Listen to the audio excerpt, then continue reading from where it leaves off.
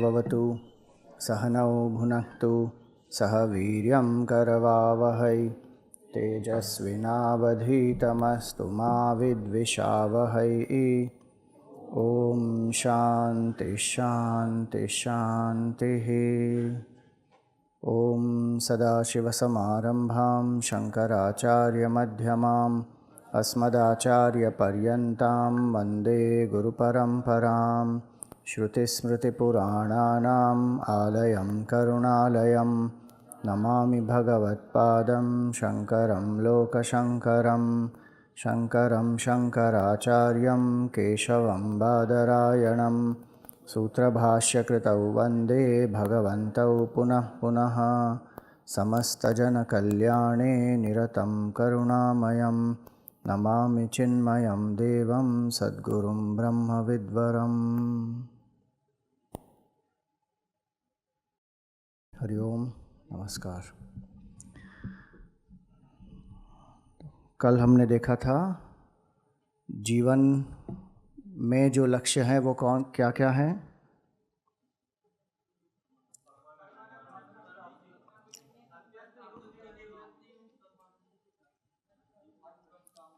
जीवन में जो लक्ष्य वो क्या क्या हैं? अर्थ, काम और धर्म के अनुसार। सो अर्थ, काम और धर्म। जीवन का लक्ष्य क्या है? वो जीवन का लक्ष्य है, और वो जीवन का लक्ष्य है वो परमानंद प्राप्ति और आत्यंतिक दुख निवृत्ति। और ये इसको हम जीवन का लक्ष्य क्यों कहते हैं?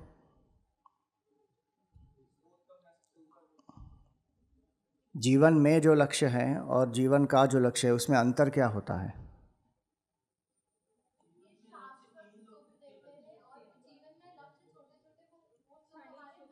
एक क्षणिक सुख देता है, दूसरा शाश्वत सुख देता है, और दूसरा क्या फर्क?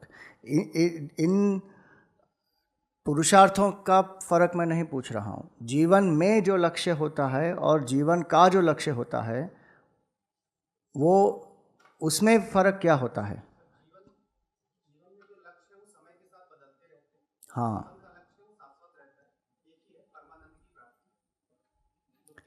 तो वो एक क्यों है? ज़्यादा क्यों नहीं हो सकते?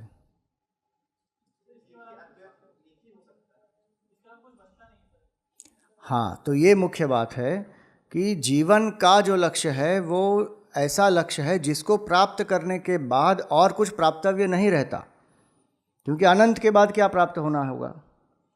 जीवन में जो लक्ष्य होते हैं वो प्राप्त करने के बाद भी और कुछ प्राप्त करने को बहुत कुछ रह जाता है। और दूसरी बात यह है कि ये जीवन का जो लक्ष्य है उसे प्राप्त करने के लिए मुझे किसी को किसी चीज़ से वंचित रखना नहीं पड़ता, किसी से कुछ छीनना नहीं पड़ता। अर्थ काम के लिए कभी कभी मुझे जो प्राप्त करना है उसके लिए मुझे किसी और से लेना भी पड़ सकता है या छीनना भी पड़ सकता है। तो जीवन का जो लक्ष्य है उसको परम लक्ष्य इसीलिए कहते हैं कि उसको प्राप्त करने के बाद और कुछ प्राप्तव्य रहता नहीं। यन लब्ध्वा चा परम लाभम मन्यते न अधिकम ततः। जो प्राप्त करने के बाद और कुछ नहीं प्राप्तव्य बचता। यस्मिन् स्थितो न दुखे न गुरुनापि विचाल्यते। गीता के 6ठे अध्याय में आता है कि जिसमें स्थित होने के बाद मुश्किल से मुश्किल परिस्थिति हो, सबसे बड़ा दुख भी हो, व्यक्ति को व्यथित नहीं करता। ये जीवन का लक्ष्य हो गया। अब बाकी चीज़ें भी हमने जो देखी थी कल। साधक कौन होता है? किताब में मत देखो। जिसको साध्य की स्पष्टता हो, साधना में निष्ठा हो, और जो सिद्धि भी प्राप्त करे। साधक सिद्धि प्राप्त करने के लिए जो माध्यम होता है उसको क्या कहते हैं? साधन या साधना। साधक, साधन, साध्य और सिद्ध। अब ये जो हमको ज्ञान है तो ये जो साध्य वस्तु है परम आनंद की प्राप्ति, वो कैसे होगी? परम आनंद की प्राप्ति का मुख्य साधन क्या है?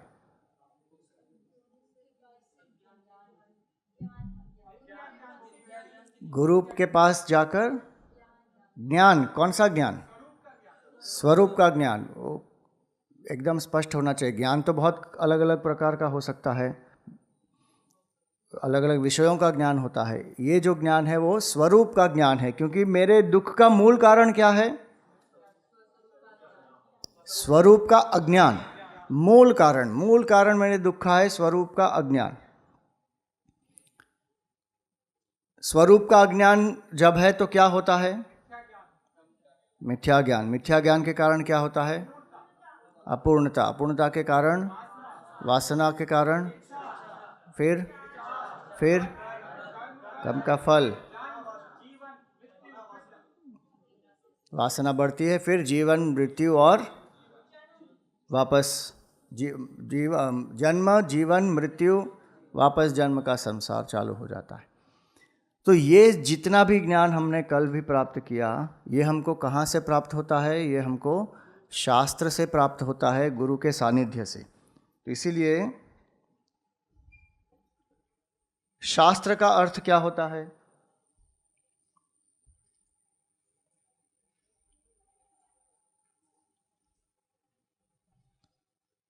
पहला अर्थ होता है शास्ति इति शास्त्रम। जो सिखाता है, शास्ति, जो हमें बताता है, उसको कहते हैं शास्त्र। ये जो हमने अभी सीखा वो सब हमको शास्त्र से ज्ञान प्राप्त होता है। क्योंकि क्या हमको ये सब स्कूल में सिखाते हैं, यूनिवर्सिटीज़ में सिखाते हैं? सिखाना चाहिए एक्चुअली। पहले सिखाया जाता था गुरुकुल पद्धति में, लेकिन अब वो पद्धति नहीं रही और इसके कारण ये सब वंचित हो गए हम इस ज्ञान से।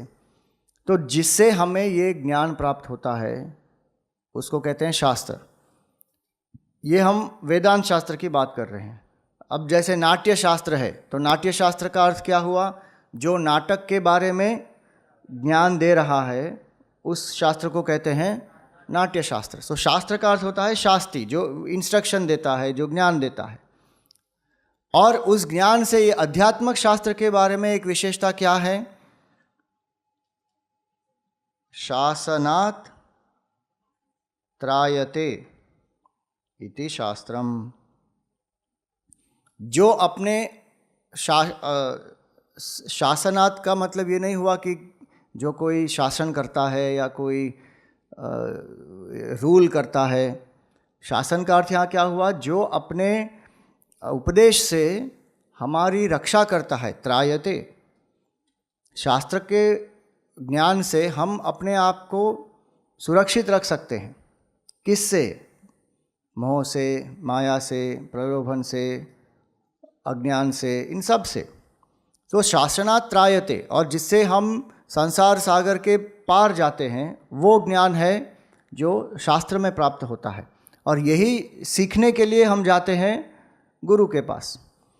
तो शास्त्र जो है, अब हम कहते हैं कि क्रिश्चियंस के लिए Bible is their main book, Muslims के लिए Quran is a main book, Buddhist के लिए त्रिपिटक, धम्मपाद, जो भी है। अब हिंदू के लिए कौन सा है? गीता कह रहे हैं कोई, वेद कह रहे हैं कोई, और कोई उपनिषद, प्रस्थानत्रयी। बढ़िया। कोई कहते हैं कि स्वामी जी सबके पास एक एक बुक है, हमारे पास तो लाइब्रेरी है। हमारे पास एक बुक नहीं है। ये लाइब्रेरी है हमारे पास, लेकिन उस लाइब्रेरी का मूल क्या है वो हमको जानना चाहिए। भगवद गीता भी अगर हम कहें, प्रस्थानत्रयी भी हम कहें, उस सबका आधार क्या है? ज्ञान नहीं, वो तो ज्ञान तो सब में है। बुक, जो मेन जिसका आधार है वो है वेद।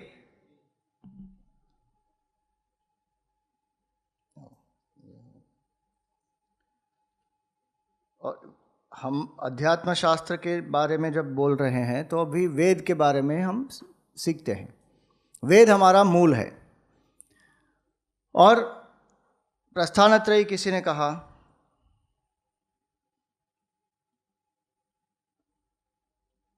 ये 3 ग्रंथ, अगर वेदांत शास्त्र को हमको जानना है, समझना है और उसे अपनाकर अपने साध्य को प्राप्त करना है, तो उसके लिए ये 3 बहुत आवश्यक हैं। प्रस्थानत्रयी, त्रयी का अर्थ होता है 3, और ये 3 क्या है?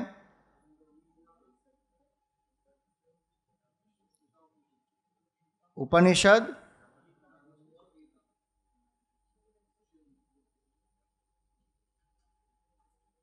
भगवद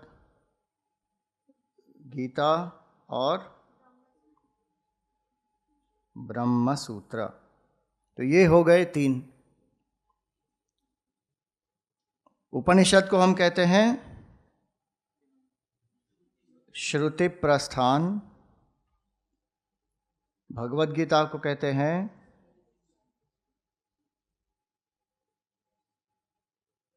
स्मृति प्रस्थान, और ब्रह्म सूत्र को कहते हैं न्याय प्रस्थान। तो उपनिषद, भगवद गीता और ब्रह्म सूत्र। प्रस्थान का अर्थ क्या होता है? तो एक तो अर्थ हो गया कि जाना कहीं। तो सिंपल अर्थ क्या हुआ? वेदांत शास्त्र का ज्ञान प्राप्त करके जो हम एक यात्रा शुरू करते हैं, वो वेदांत ज्ञान की जो यात्रा है और परमानंद प्राप्ति की जो यात्रा है, उसमें जो हमारी सहायता करते हैं वो है ये 3 ग्रंथ, उपनिषद, ब्रह्मसूत्र, उपनिषद, भगवद गीता और ब्रह्मसूत्र। इसे प्रस्थान होते हैं, यात्रा होती है। कहाँ पे पहुँचने की? परमानंद के लिए। और हमारे जीवन में भी जो हम यात्रा कर रहे हैं, अलग अलग जो हमारे कर्तव्य हैं, उनको निभाते हुए किस तरह हम परमानंद को प्राप्त करें, ये सभी जो ज्ञान है ये हमको इन तीनों से मिलता है। प्रस्थान का दूसरा अर्थ होता है प्रकर्षम स्थानम, जो एक फर्म फाउंडेशन बनाता है, उसको कहते हैं प्रस्थान। तो 2 अर्थ होते हैं प्रस्थान के। प्रस्थीयते अनया,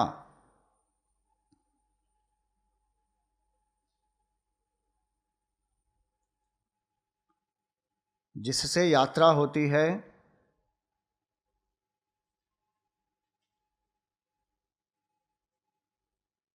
वो है प्रस्थान, पहला अर्थ। और दूसरा अर्थ होता है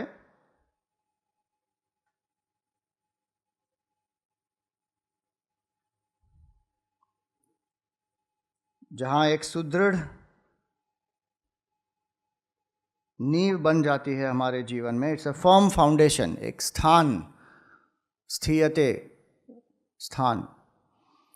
जो ज्ञान प्राप्त करने के बाद व्यक्ति के जीवन में एक स्थिरता आती है, मन में जो एक शक्ति होनी चाहिए, एक आंतरिक स्पष्टता होनी चाहिए, शुद्धि होनी चाहिए, वो सब प्राप्त होता है व्यक्ति को जीवन में।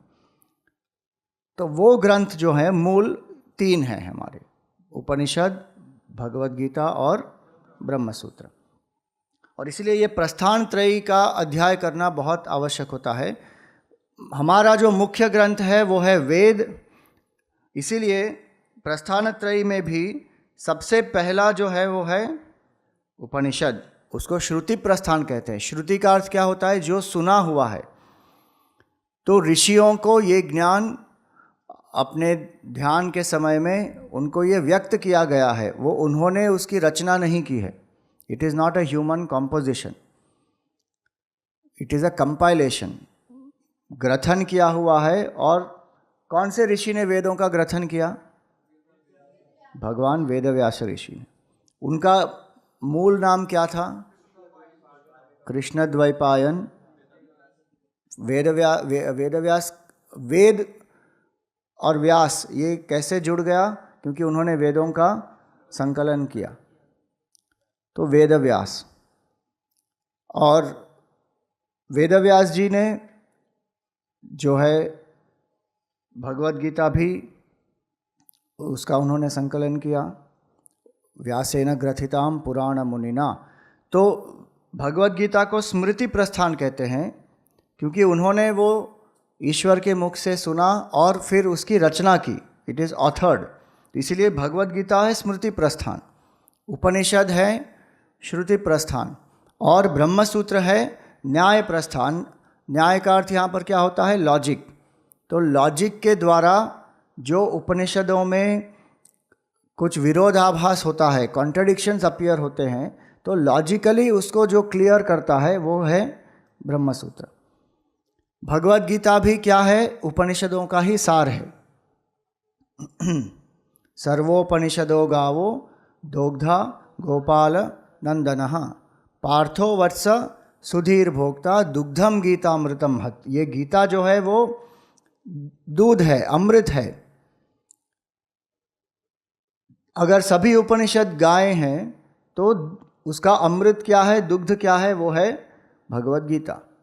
और उसका दोग्धा कौन है? कृष्ण भगवान स्वयं है।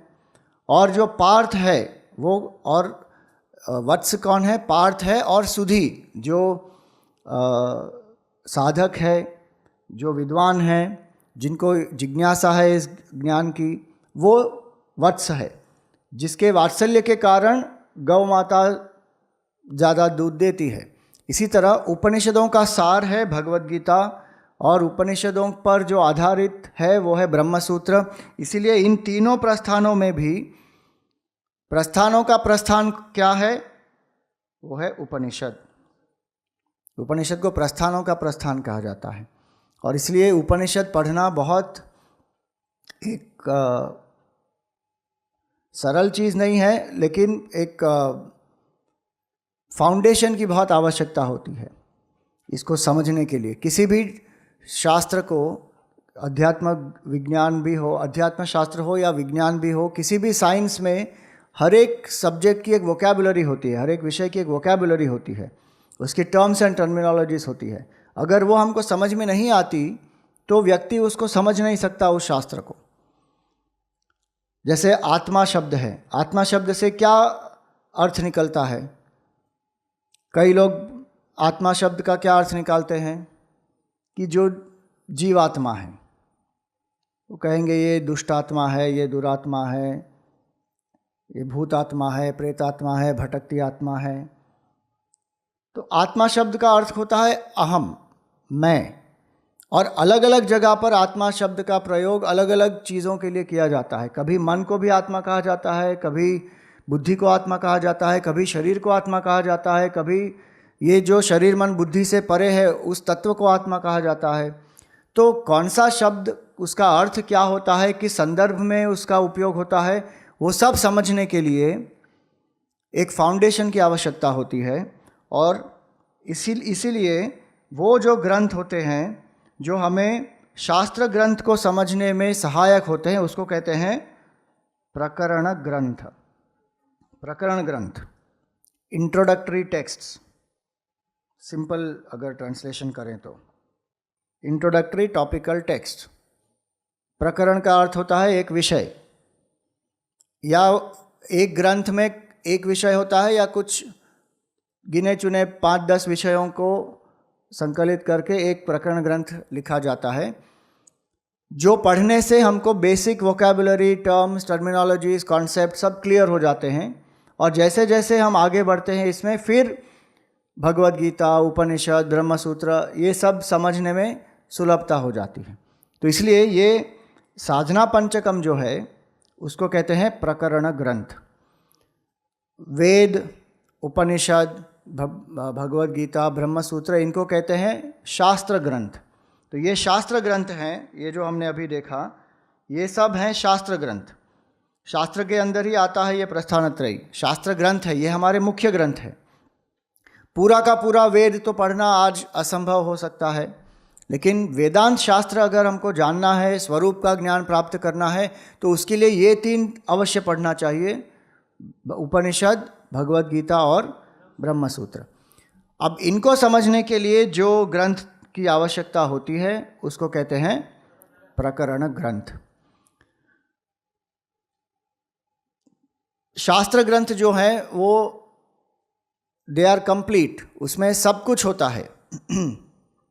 उस अध्यात्म शास्त्र के बारे में हम जब बात कर रहे हैं तो अध्यात्म ज्ञान संबंधित जो कुछ चाहिए वो सब शास्त्र में होता है, वेद में है। और इसको 8 टॉपिक्स में डिवाइड किया जाता है कि किसी भी शास्त्र में, वेदांत शास्त्र की हम बात कर रहे हैं, उसमें ये 8 मुख्य विषय होते हैं। पहला विषय क्या है? अधिकारी विनय।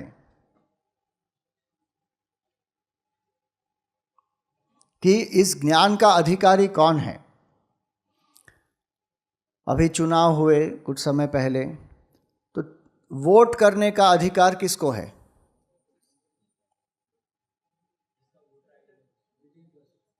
हाँ, 18+ जिसका वोटर आईडी है, जो भारत का नागरिक है, उसको इसका अधिकार है। अधिकार शब्द का अर्थ क्या हुआ यहाँ पर? क्वालिफिकेशन। अधिकार शब्द का अर्थ यहाँ पर राइट नहीं होता। अध्यात्म ज्ञान के लिए भी कुछ अधिकार चाहिए होता है। तो वो अधिकार क्या है? कई लोगों को ये लगता है कि अधिकार मतलब अध्यात्म शास्त्र के लिए तो कोई अधिकार की आवश्यकता ही नहीं है। सबसे ज़्यादा अधिकार की आवश्यकता होती है अध्यात्म ज्ञान में। हमारे गुरुदेव स्वामी चिन्मयानंद जी कहते थे, spirituality is not the privilege of the poor और the luxury of the rich, it is the choice of a wise person. कि इसको चुनना पड़ता है और उसके जो अधिकार हैं, उसके जो क्वालिफिकेशंस हैं, उसको हमको कल्टीवेट करना पड़ता है। तो पहले होता है अधिकारी लक्षण, सो अधिकारी विनय। फिर दूसरा क्या होता है कि व्यक्ति को ये ज्ञान प्राप्त करना है तो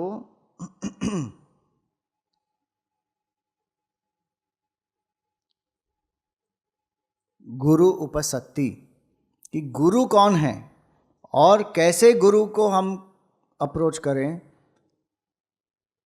जिसके पास हम ज्ञान प्राप्त कर सकें। आजकल तो कोई भी अपने आप को गुरु कह रहा है, और गुरु शब्द को तो हमने इतना हल्का फुल्का बना दिया, मैनेजमेंट गुरु, योगा गुरु, और कुछ नहीं तो एक आदमी जो एकदम चपल चतुर होता है उसको बोलता है एक गुरु आदमी है ये। अरे गुरु को इतना हल्का बना दिया। गुरु शब्द का अर्थ इतना महत्वपूर्ण होता है। अभी गुरु पूर्णिमा इसी महीने आ रही है, 21 तारीख को। तो गुरु कौन है ये शास्त्र बताता है कि गुरु के लक्षण क्या है। कल जो मुंडकोपनिषद का मंत्र हम उस पर विचार कर रहे थे, उसमें ही आता है, तद विज्ञानार्थम स गुरुम एव अभिगच्छेत। उस तत्व को जानने के लिए वो व्यक्ति जिसको वैराग्य हो गया है वो गुरु के पास जाता है। और वो गुरु कौन है? श्रोत्रियम ब्रह्मनिष्ठम। गुरु में 2 मुख्य क्वालिफिकेशन होने चाहिए। शास्त्र का ज्ञान होना चाहिए, इसलिए उसको श्रोत्रिय कहते हैं, और ब्रह्मनिष्ठ होना चाहिए, आत्मज्ञान प्राप्त हुआ होना चाहिए, तब वो व्यक्ति गुरु कहलाता है। इसके बारे में तो देखेंगे आगे जब साधना पंचकम में विषय आएगा तब। तो पहला है अधिकारी विनय, कि मेरे क्वालिफिकेशंस क्या होने चाहिए, साधक अगर मैं हूँ तो व्हाट आर माय क्वालिफिकेशंस। फिर गुरु के पास जाते हैं ज्ञान प्राप्त करने के लिए। तो गुरु के लक्षण क्या हैं और गुरु को अप्रोच कैसे किया जाए, क्या भाव होना चाहिए, क्या जिज्ञासा होनी चाहिए, क्या प्रश्न होने चाहिए। जो कई लोग गुरु के पास जाते हैं गुरु को टेस्ट करने के लिए जाते हैं या अपनी महानता दिखाने के लिए जाते हैं। और अप्रोच का भी जो एक विनय होना चाहिए वो कभी कभी होता नहीं। हाय गुरु, हाय गुरु क्या होता है? तो अलग अलग लोग अलग अलग प्रकार से अप्रोच करते हैं, लेकिन शास्त्र में, भगवद गीता में इतने सुंदर रूप में दिया गया है कि किस तरह जाना चाहिए। तद विधि प्रणिपातेन परिप्रश्नेन सेवया। प्रणिपात होना चाहिए, प्रश्न होना चाहिए, सेवा होनी चाहिए। ऐसे भाव से गुरु के साथ एक संबंध बनता है। तो गुरु उपस्थिति, गुरु का सानिध्य, शरणागति, सेवा इत्यादि ये सब विषय आते हैं उसमें। फिर आत्मज्ञान के लिए 3 बहुत मुख्य आवश्यकताएं हैं, और वो है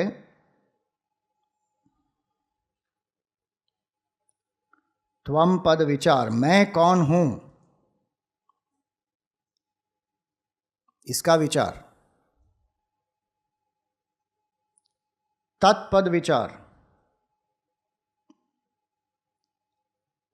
मतलब ईश्वर कौन है, और ऐक्य विचार कि इन दोनों का संबंध क्या है। इन तीनों को क्या कहते हैं, मिलाकर महावाक्य विचार।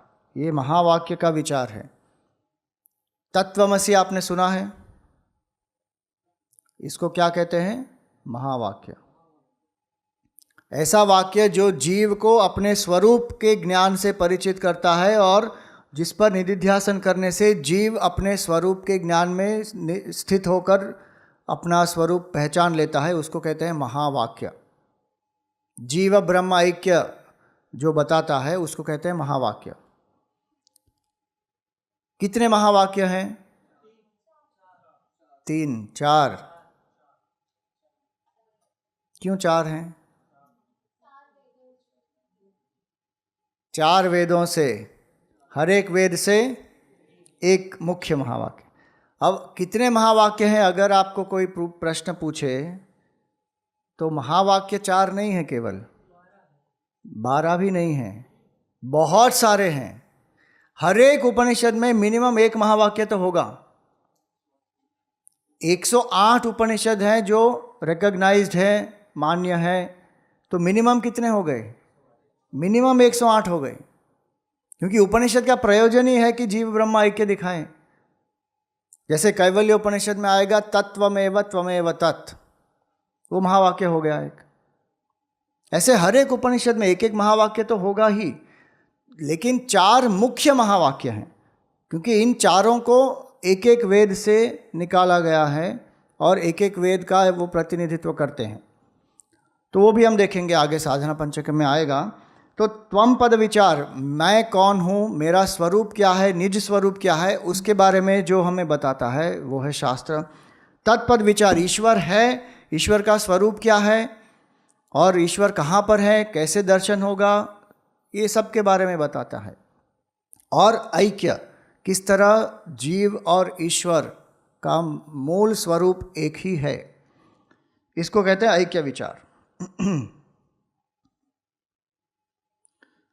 ये ज्ञान प्राप्त करने के बाद भी कई बार क्या होता है कि हमारा अनुभव तो विपरीत ही होता है।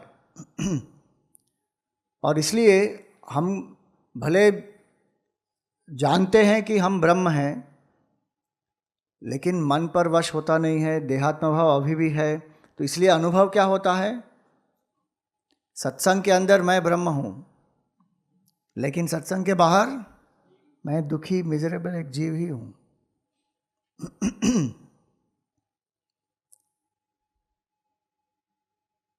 नॉर्थ में कई बार क्या होता है कि ये ब और भ को मिक्स कर देते हैं लोग,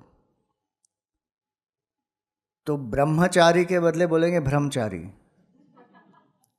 ब्रह्मचारी जी, ब्रह्मचारी जी। अरे ब्रह्मचारी क्या होता है, जो जिसका ब्रह्म में विचरण होता है वो है ब्रह्मचारी, और जिसका भ्रम में विचरण होता है वो है ब्रह्मचारी।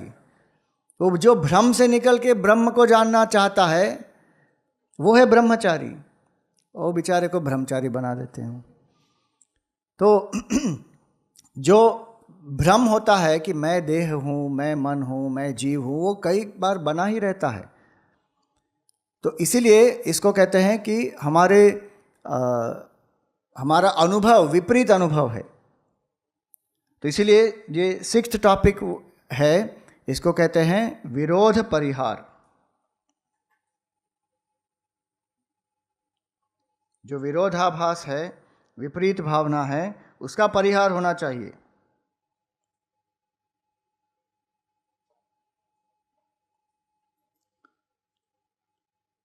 जैसे कहते हैं ना कि जानते तो हैं लेकिन मानते नहीं। जानते हैं ब्रह्म है लेकिन हम मानते नहीं कि हम ब्रह्म हैं। साधना पंचकम का पहला जो उपदेश है वो है वेदो नित्यम अधीयताम, वेदों का नित्य अध्ययन करो। और उसका आखिरी उपदेश क्या है? अथ पर ब्रह्मात्मना स्थीयताम, ब्रह्म बनकर जियो। व्यवहार जो भी करना है हम करें, लेकिन अंदर से हमको क्या ज्ञान होना चाहिए कि मैं ब्रह्म हूँ, मैं ये जीव नहीं हूँ। तो इसके लिए जितने भी संशय होते हैं, विपर्यय होते हैं, विपरीत भावना होती है, उन सब का निवारण होना चाहिए। इसके लिए विरोध परिहार, 6th टॉपिक। 7th टॉपिक है साधना। हर एक व्यक्ति, क्या हर एक व्यक्ति को सेम साधना करनी चाहिए?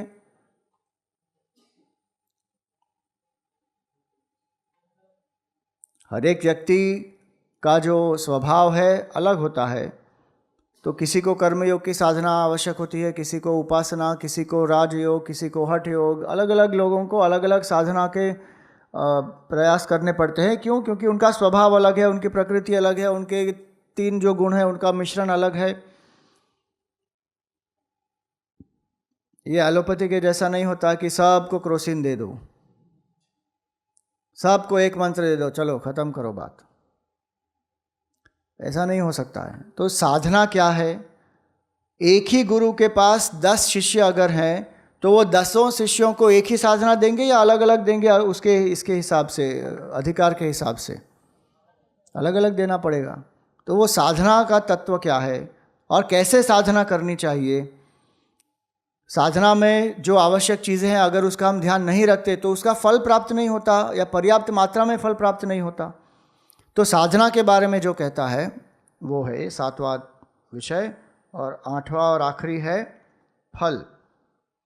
इतना सब करने के बाद फल क्या प्राप्त होगा? परमानंद जो है वो स्थिति क्या है? उस स्थिति में स्थित होकर क्या अनुभव होता है? ये जो किस तरह जीवन मृत्यु का चक्र खत्म होता है, अलग अलग चीज़ें। और ये तो परम आनंद की बात करते हैं, लेकिन हर एक साधना का भी एक फल होता है। जैसे जप किया उसका फल क्या होता है, व्रत का फल क्या होता है, तीर्थ का फल क्या होता है। तो फल, और जो जिन्होंने इस फल को प्राप्त किया है ऐसे सिद्ध व्यक्तियों के लक्षण क्या होते हैं। तो ये 8 टॉपिक्स जो हैं इसको क्या कहते हैं? शास्त्र का मुख्य आधार, शास्त्र का ये मुख्य विषय है। ये 8 विषय हैं शास्त्र के। अब प्रकरण ग्रंथ जो होता है वो किसी इन्हीं 8 विषयों में से कुछ विषयों को लेकर विस्तार करता है। कुछ ऐसे ग्रंथ होते हैं जो इन 8 टॉपिक्स पर भी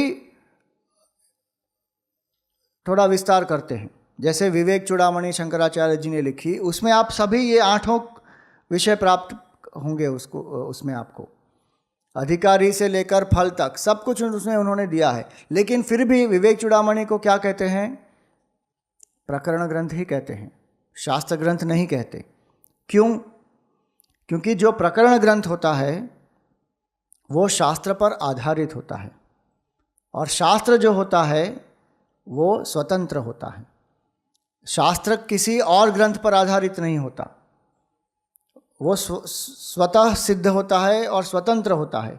उस पर आधारित जो होता है, जिसमें से कुछ भाग लिया जाता है, पूरा विस्तार नहीं होता, कुछ भाग लिया जाता है, और भले ही 8 के 8 टॉपिक्स हो फिर भी उसको प्रकरण ग्रंथ ही कहा जाता है। तो आप यहाँ पर ऐसे ही साधना पंचकम में भी देखेंगे कि अधिकारी, विनय, गुरु उपसत्ति, त्वमपद, तत्पद, ऐक्य, विरोध परिहार, साधना, फल, ये सब कुछ साधना पंचकम में भी है। लेकिन फिर भी साधना पंचकम को हम प्रकरण ग्रंथ ही कहेंगे।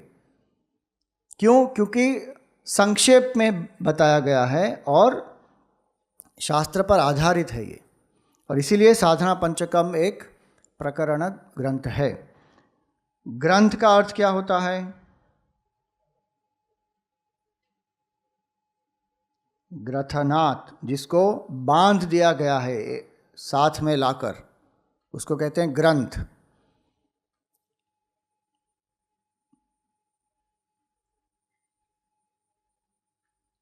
प्राचीन काल में ग्रंथ ऐसे ही होते थे ना, उसको जो लिपि होती है, लिपि नहीं कहते उसको, क्या कहते हैं वो, ताड़पत्र है, भोजपत्र है, अलग अलग उसको एक सूत्र से बांध देते हैं और ऐसे सब ग्रंथों को बांध के रखा जाता है। आप देखेंगे अलग अलग पांडुलिपि इत्यादि है हमारे यहाँ पर ग्रंथालय में। आप गए अभी तक? हाँ। तो ग्रंथ का होता है ग्रथनाथ, कुछ विषयों को लेकर जिसका ग्रथन कर दिया है उसको कहते हैं ग्रंथ। तो ये साधन पंचकम जो है वो है प्रकरण ग्रंथ। अब ये साधना पंचकम के रचयिता हैं भगवान आदि शंकराचार्य जी। शंकराचार्य जी के जीवन के बारे में विस्तार से आपको डॉक्टर गौरी महावलीकर जी बताएंगे, तो मैं उसके विस्तार में अभी नहीं जा रहा हूँ। लेकिन उनकी महानता क्या थी? 8 वर्ष के आयु में उन्होंने वेदों का ज्ञान पूरा प्राप्त कर लिया।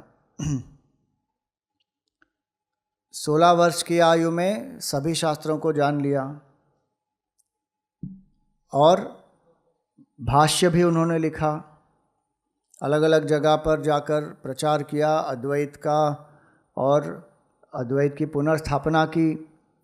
अलग अलग 4 जगह पर 4 दिशाओं में मठों की स्थापना की और 32 साल की आयु में ब्रह्मलीन हो गए। तो बहुत ही एक तेजस्वी ओजस्वी जीवन रहा उनका। और आजकल के ज़माने में जितनी हमारे पास कम्युनिकेशन की टेक्नोलॉजी है, फेसबुक है, सोशल मीडिया है, इंस्टाग्राम है, ईमेल है, ये सब कुछ उस समय नहीं था। फिर भी ऐसे समय में जहाँ पर अलग अलग मतों के लोग भी थे, भारत की जो स्थिति थी, हिंदू संस्कृति का पतन हुआ था, बहुत सारे छोटे छोटे सेक्ट्स में बट गया था, वर्ण व्यवस्था का पतन हो गया था, बहुत सारी चीज़ें जो उस समय थी। तो उस 8 वर्ष के बालक ने ये क्या निर्णय लिया कि मुझे इस सभ्यता और संस्कृति का पुनरुत्थान करना है, और उसके लिए सब कुछ त्याग कर कालड़ी से ओमकारेश्वर तक की यात्रा, वहाँ पर अपना गुरु का सानिध्य प्राप्त हुआ, वहाँ पर गुरु के सानिध्य में ज्ञान प्राप्त करके अब शंकराचार्य जी जैसे महान अवतार, शिव जी के अवतार हैं, उन्होंने भी ये शास्त्र की मर्यादा रखी, गुरु के पास गए, ज्ञान प्राप्त किया। उनको तो किसी गुरु की वैसे आवश्यकता है नहीं, क्योंकि सदा शिव समारंभम, शिव जी स्वयं आदि गुरु हैं और शिव जी के अवतार हैं शंकराचार्य जी। लेकिन फिर भी उन्होंने गुरु का सानिध्य लिया, ज्ञान प्राप्त किया और वेदांत का प्रचार प्रसार सब कुछ किया। एक देशभक्ति की भावना भी बहुत सुदृढ़ थी उनमें। इसलिए बद्रीनाथ में उन्होंने क्या किया? केरल से पंडितों को चुनकर बद्रीनाथ में रावल के रूप में स्थापित किया।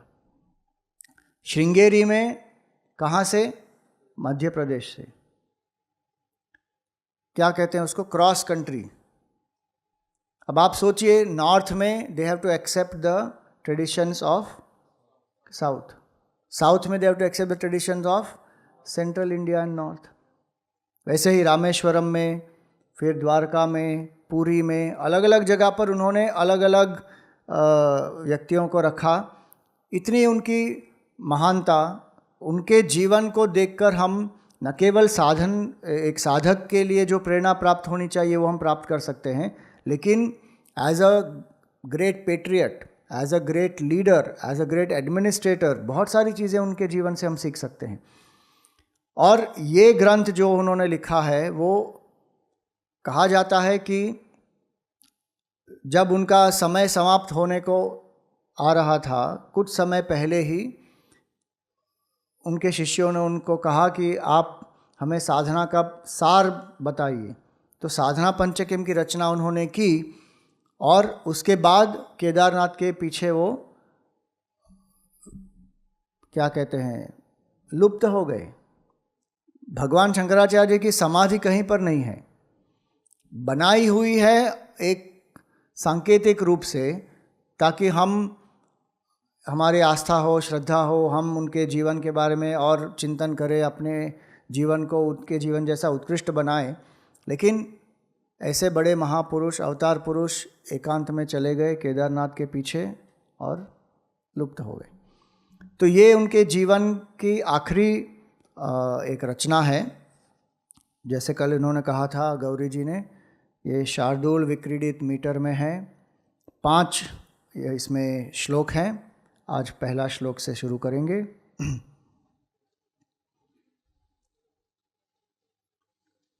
वेदो नित्यमधीयताम् तदुदितं कर्मस्वनुष्ठीयताम् तेनेशस्य विधीयतामपचितिः काम्ये मतिस्त्यज्यताम्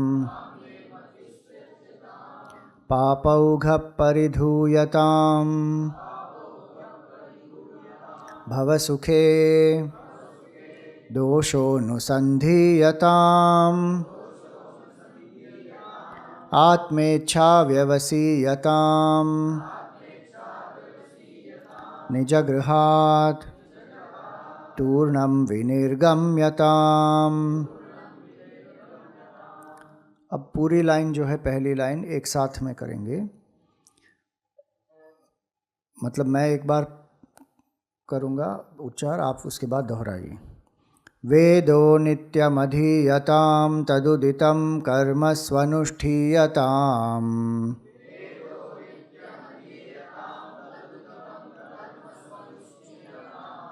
तेनेशस्य विधीयतामपचितिः काम्ये मतिस्त्यज्यताम्।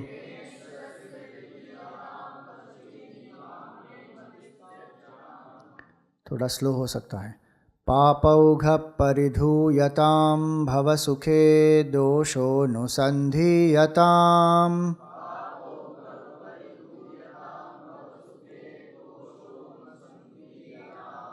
आत्मेच्छाव्यवसीयतां निजगृहात् तूर्णं विनिर्गम्यताम्।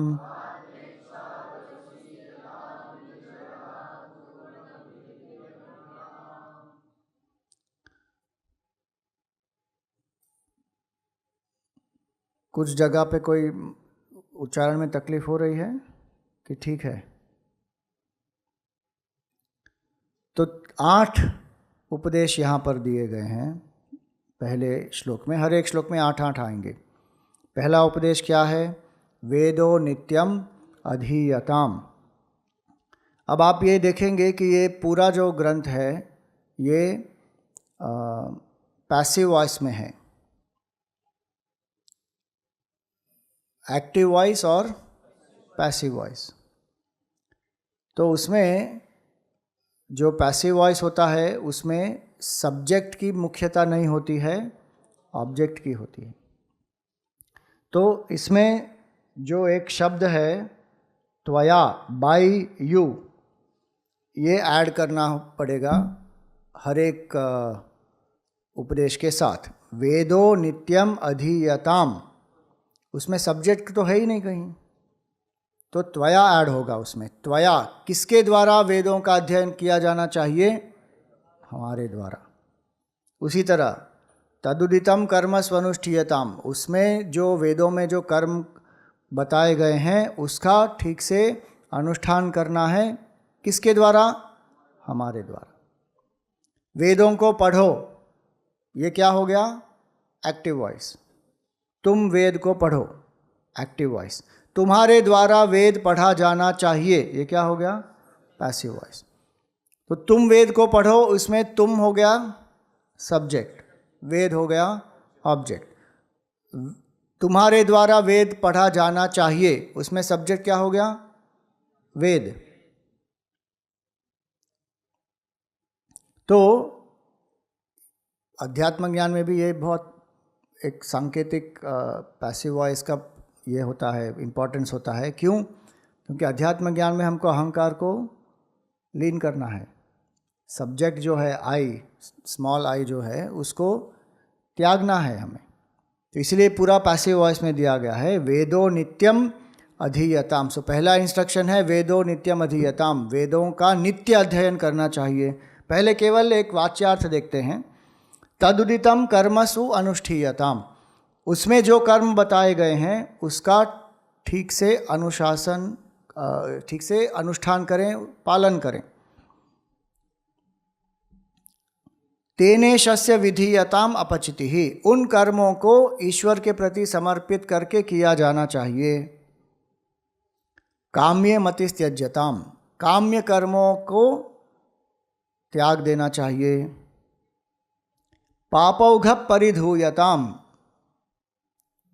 जो भी निषिद्ध कर्म है जिनके द्वारा पाप उत्पन्न होता है, ऐसे कर्मों का त्याग करना चाहिए और जो पाप किए हैं उसका प्रायश्चित्त होना चाहिए। पापौघ परिधूयताम।